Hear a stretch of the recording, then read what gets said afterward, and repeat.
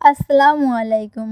RJ cooking ব্লগে আজকের পর্বে আমি নিয়ে এসেছি মাছ ভাতে বাঙালির অতি প্রিয় শোল মাছের রেসিপি।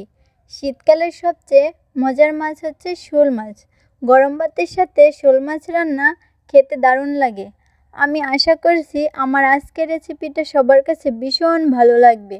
শোল মাছ রান্নার জন্য আমি এখানে কিছু মাছ কেটে দিয়ে ভালোভাবে পরিষ্কার করে নিয়েছি। এরপরে আমি মাছগুলোকে হলুদ গুঁড়া, মরিচের গুঁড়া ও লবণ দিয়ে ভালোভাবে হাত দিয়ে মেখে নিয়েছি। বাটা মশলায় যে কোনো রান্নার স্বাদ দ্বিগুণ বাড়িয়ে দেয়, তাই আমি শোল মাছ রান্নার জন্য পেঁয়াজ, রসুন, আদা ও জিরা সুন্দরভাবে বেটে নিয়েছি। এখন আমি মাছগুলোকে ভাজার জন্য কড়াইতে পরিমাণ মতো তেল দিয়ে দিব। তেল ভালোভাবে গরম হয়ে গেলে মাছগুলো ভেজে নেব।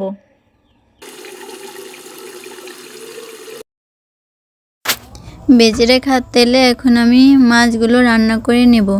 দিয়ে দেব পেঁয়াজ বাটা, দিয়ে দেব স্বাদ মতো লবণ, এরপর দিয়ে দেব আদা বাটা, এরপর দিয়ে দেব জিরা বাটা, দিয়ে দেব রসুন বাটা। এখন আমি সবগুলোকে একসাথে নেড়েচেড়ে সুন্দরভাবে বেজে নেব এবং উপরে তেল ওঠার আগ পর্যন্ত অপেক্ষা করব।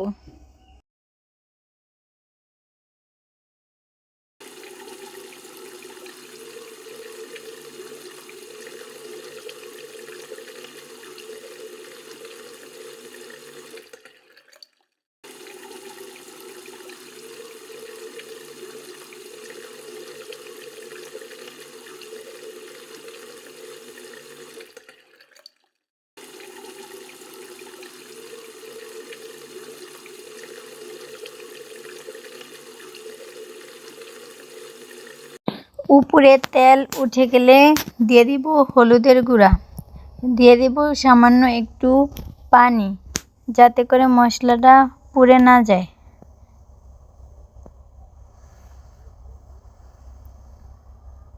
ভালোভাবে নেড়েচেড়ে নিব। দিয়ে দিব পরিমাণ মতো মরিচের গুঁড়া। এরপর আমি সবগুলো মশলা সুন্দরভাবে কষিয়ে নেব। কষিয়ে রাখা মশলাতে দিয়ে দেব পরিমাণ মতো আলু। মশলার সাথে আলুগুলো মিক্স করে নিয়ে ঢাকনা দিয়ে দেব। আলুগুলো সিদ্ধ হওয়া পর্যন্ত অপেক্ষা করব। আলুগুলো সিদ্ধ হয়ে গেলে ঢাকনা উঠিয়ে নাড়াচাড়া দিয়ে দেব।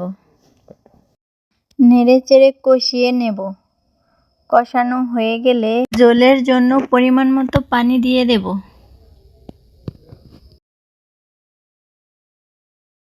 ঢাকনা দিয়ে বলক আসা আগ পর্যন্ত অপেক্ষা করব।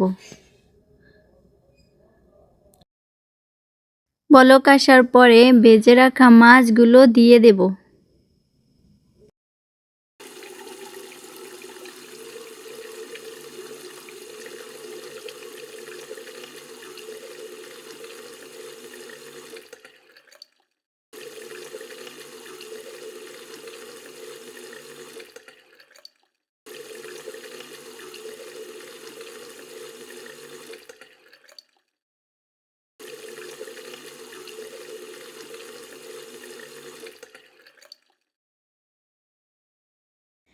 মাছের ভিতরে যাতে করে মশলাগুলো ভালোভাবে মিশে, তাই ঢাকনা দিয়ে বলক আসার আগ পর্যন্ত অপেক্ষা করব।